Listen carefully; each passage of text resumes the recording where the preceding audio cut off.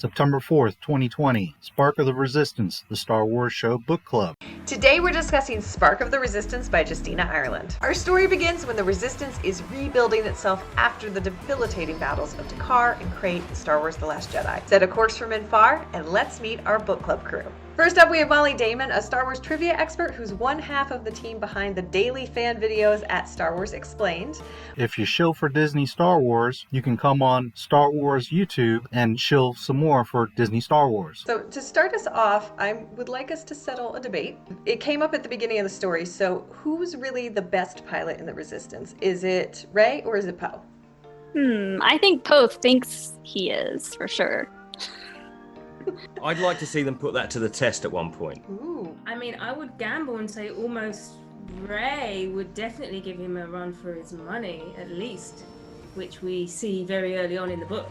Meet Star Wars Episode 7's Poe Dameron, the best pilot in the galaxy. The American actor who was born in Guatemala is likely to become a household name around the world with the December 18 release of Star Wars Episode 7, The Force Awakens, which was partially filmed in Abu Dhabi. He plays Poe Dameron, who is described as the best pilot in the galaxy. Wikipedia, The Force Awakens 2015. Poe Dameron is the decorated star pilot of General Leia Organa's Carrie Fisher Resistance fleet, and the robot BB-8 is his astromech droid. Funny, because Rey Skywalker steals his droid at the end of Rise of Skywalker. Star Wars fandom, Poe Dameron. Eventually, Poe Dameron became a pilot himself and joined the New Republic Defense Fleet. Upon entering the New Republic service, he was trained by legendary pilot and Rebel veteran Wedge Antilles, and was considered to be one of Antilles' best students. You know, Wedge, that was Luke's wingman in Star Wars, that saved Luke from a TIE fighter on his tail, that was with Luke on Hoth, that wrapped his cable around an AT-AT and took it down, that was with Lando Calrissian inside of the Death Star 2 and helped blow it up. I'm sure someone at Lucasfilm has heard of Wedge Antilles. Operation Saber Strike. Captain Kuhn is an exceptional pilot without question, as is Captain Arana for that matter. But it's a rare pilot who engages one frigate and 2 Star Destroyers and lives to tell the tale. Leia Organa to Poe Dameron. Battle of Takodana. Go straight at 'em. Don't let these thugs scare you. Poe Dameron. Following the destruction of the Hosnian system, Dameron was deployed to lead a squadron of Resistance X-Wing fighters to fend off the First Order garrison attacking Maz Kanata's castle on Takodana. Dameron, piloting the Black One, his custom, one-of-a-kind, the only different X-Wing, because he is the leader of the Resistance pilots. Black One swooped in dangerously low, attacking at treetop level, and took out parked TIE fighters, clusters of troopers, and support vehicles, firing repeatedly without wasting a single energy burst. Personality and traits. Dameron's commitment is absolute, and he's our best pilot. He'll get what we need. I've never worried about Poe's commitment. My worry is for what that commitment may cost him. Kaluan, Emmet, and Leia Organa. The son of Rebel pilot and Rebel commando, Dameron grew up on stories of Alliance campaigns, and while his mother taught him to fly and to love it, his father had taught him that when he committed to doing something, one committed to going all the way or not do it at all. So from a small child, Poe is being taught by Rebel commandos and pilots how to be a pilot. By the end of the Cold War, Dameron was a courageous hero of the Resistance dedicated to defeating the First Order. Though brash, Dameron had great charisma and limitless respect for the founders of the Resistance, particularly Leia Organa, a reason for which Organa tried to teach him that being a hero and being a leader wasn't the same thing. Organa was sure that Poe would be a great leader one day, but he still had a lot to learn, even though Dameron didn't agree. Dameron's fellow pilots joked that if the Resistance had recruitment posters, Dameron would triple their numbers with his dashing bravado alone. Unlike many starfighter pilots, Dameron delighted in atmospheric missions, soaring through skies and skimming the surfaces of planets. Skills and abilities. That's one hell of a pilot, Finn, on Poe Dameron. Confident in his piloting skills, Dameron flew starships since he was 6 years old, and by the age of 32, he had become the most daring and skilled of the Resistance pilots. He was a decorated X-Wing pilot who could fly anything, managing to familiar himself with the TIE Special Forces fighters' controls in a matter of minutes and under pressure, as well as with a Pinnacle-class luxury ship. During the Battle of Takodana, he showed to be skilled enough to fire repeatedly without wasting a single energy burst and destroy multiple First Order assets. Macy's.com. Star Wars Men's Poe Dameron, Best Pilot in the Resistance, short sleeve t-shirt. Officially licensed Star Wars Episode 7 apparel. Thing with the walker in the lab, and she got to kick some ass, and that was just good fun. I think they called it a cannon with legs. Best moment of the book. It was Yes. Yeah. In my head, it looked like a scout walker with a chair and just really big guns. Rey and Poe and Rose are all talking about it later, and they're like, is that Luke Skywalker? Do you think that was Luke Skywalker? I think that was probably Luke. That just feeds into, for me, what was so great about the last scene of The Last Jedi, with the kids in the stable, playing Star Wars, but being in Star Wars, Luke standing against the First Order, and that word getting out from those kids and around the galaxy, and how that spread. And that feeds into that Luke Skywalker was everywhere. We know that the First Order, for the most part, they don't believe the story of Luke on Crate, and Commander Spitz in this book says he doesn't believe that happened. He doesn't believe in the Force. He doesn't believe in Darth Vader. He also doesn't like to read. Like, I have a lot of judgment for this character. We are not about that here. We're all about the reading.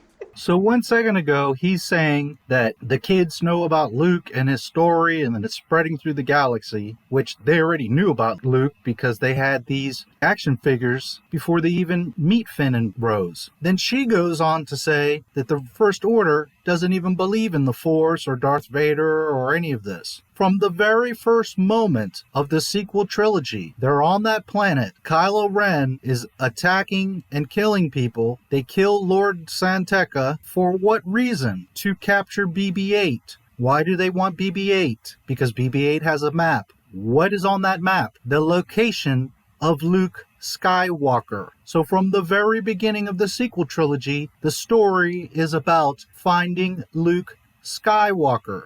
Supreme Leader Snoke is in charge of the First Order. Everyone knows, and if for some reason he's only like a myth, you haven't seen him, you've only heard about him, you have directly seen the commander of the First Order, Kylo Ren, who is a dark side Force user, who has a Darth Vader helmet in his bedroom, who does all his actions trying to be like Darth Vader. He stops a freaking blaster bolt in midair, and all the troops see this. So none of them believe, know, or care about the Force? I know they name one particular guy, but how can anyone not know about or believe in the Force, or Darth Vader, or the dark side? 5 minutes before the Battle of Crate, Supreme Leader Snoke gets killed. Kylo Ren takes over. Yet another dark side Force user. And anyone in the First Order is questioning the Force or the dark side or Darth Vader? In The Rise of Skywalker,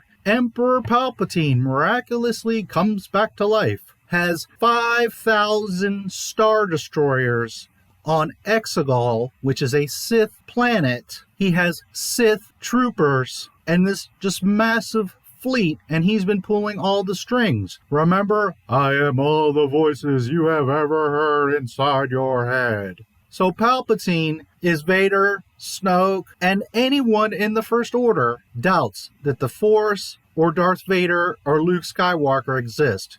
Yet from the very first second of the sequel trilogy, they're going after the map to locate Luke Skywalker. It's not really a question, but I wanted to say that I adored the part where Poe and BB-8 had matching purple crowns. One of my favorite parts is always when you go and you have the celebration moment before like everything goes sideways in Star Wars, and I just like, what can I do that we haven't seen before? And I was like, well, obviously everyone wants to see Poe and BB-8 in flower crowns, and so yeah, Obviously. that's the obvious choice. Obviously, that's what we all want to see. By the way, have you watched Star Wars? Because there's celebrations, but it's not 5 minutes later that everything goes sideways. But hey, BB and Poe got purple crowns, so Star Wars. This one comes from Jan and Iris. There's a disconnect within First Order officers like Spiffs that don't believe in the Force even when Kylo Ren is the Supreme Leader. Is this a reflection on how spread out and secretive the First Order is organizationally? A self-imposed ignorance via propaganda? I mean, I think so. I think part of being part of an organization is you bring your own prejudices and beliefs with you. So just because, I mean, we even see it in A New Hope, right? Like everyone's like, blah, blah, blah. And then like Darth Vader's choked somebody out and they're still like, and they're still talking back to him because they're still like, the Force, whatever. So I think you're going to bring your own like prejudices. And if you're really self-involved and you're like, I know everything, like, of course you're not going to believe in something like the Force. It is amazing how clueless you can be watching a film and working at Lucasfilm with all of the source material at your fingertips. 19 years passed. There were no Jedi. There was one Sith, Darth Vader. Technically two, Emperor Palpatine, but you don't even know about him till later. Naturally, at that time, with the galaxy having no Jedi and Sith roaming around, with the Republic fallen, everything scattered in disarray, people are not going to be knowing about the freaking Force. In the sequel trilogy, the Republic is back. Everything is prosperous. The First Order is several times larger than the Empire. They are very organized, and people in the First Order don't know who Kylo Ren is, don't know who Supreme Leader Snoke is. They don't know who General Hux, who is in charge of all the troops, directly reports to. They are searching for Luke Skywalker from the very first moment of the sequel trilogy. How did you approach writing the scenes with Rey, Rose, and Poe all together, especially since we'd never seen the trio work together on screen before? Was it difficult at all to figure out how their personalities would bounce off one another? Yeah, it was actually harder than I thought it would be because you don't see them on screen together. So what I ended up doing was letting myself watch The Last Jedi like a whole bunch of times. And then I was like, maybe I should go back and watch Force Awakens too, because I haven't watched that one in a while. So then I went and watched that movie. Yeah, maybe you should go watch the movies and figure this out. The new trilogy, especially, I like it so much because we're seeing lots of different kinds of people coming together. And I feel like that to me has always been the hallmark of Star Wars, is lots of different kinds of people coming together. 2 seconds ago, you said that we don't even see the three of them together. Throughout the entire sequel trilogy, they are never together. Han, Luke, Leia are never together. Never mind Chewie, Lando, C-3PO, R2-D2. None of these characters are ever together. So how is your favorite part, especially the sequel trilogy, where everyone comes together? In The Last Jedi, Leia sends out a desperate call for help. Not 1, not 50, not 1,000, 0 ships come to help them. But they all come together. Come back next time when the Star Wars Show Book Club explores Dooku Jedi Lost by Kevin Scott.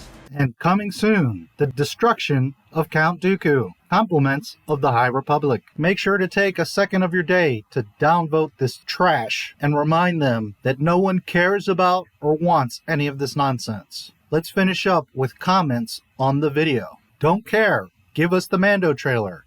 Again, this girl talking about nothing cares me, and we still without the teaser trailer. A spark of hope from releasing the Mandalorian Season 2 trailer would be more encouraging. Where's the Mandalorian trailer? I like books, but I'd love to see the trailer. Please, release the trailer. Nobody cares about that book. Where's the trailer? All caps, nobody cares about this. Post the Mando Season 2 trailer. Good stuff, but remember, there's a show less than 2 months away and we have no trailer. Where is the trailer? I don't give a fuck about Kitty Resistance. Release the trailer! Exclamation, exclamation, exclamation. How about the trailer, please? Good video, but Mando 2 trailer? Where is the trailer? Is it safe? Is it alright? I would like to see the trailer. Less than 2 months, Mando will come out. No trailer. I wonder if any of their employees look at the comments of these recent videos to see that the only thing people would like at right now is a trailer for Mando. being the next season premieres in 2 months. I felt a great disturbance in the Force, as if millions of voices suddenly cried out for the Mandalorian Season 2 trailer and never got it. I feel something terrible has happened. Yeah, you should. Mandalorian Season 2 trailer, please. You guys have officially made me lose my marbles. Where's the trailer? Funny how everyone is wondering about the Mandalorian trailer. Are you serious to ignore all the Mandalorian trailer to Season 2 comments? You don't even make a trailer with a release date for the trailer of the second season. Why? Come on, it's Friday. I want the trailer. Bruh, who cares? Just give us Mando trailer. While I didn't read about 5 of the comments that kind of roundabout even cared about or talked about this book, as you can see, nobody cares about this crap. Everybody just wants to see the Mandalorian trailer. Disney, what is wrong with your marketing and your PR? What is going on with you guys at Lucasfilm? I don't care that it's the book club. Everyone on Earth knows there's only one thing that anybody wants to see. The Mandalorian Season 2 trailer. Get your heads out of your asses. You are losing tons of money and you're wasting time on books that no one is going to read. Get your shit together, Disney Lucasfilm.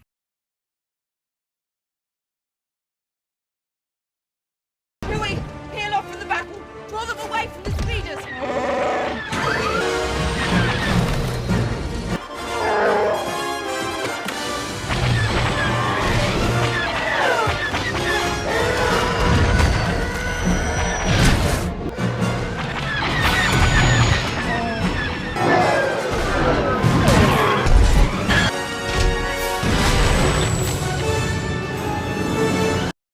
Please like, subscribe, and comment on the video. May the Force be with you.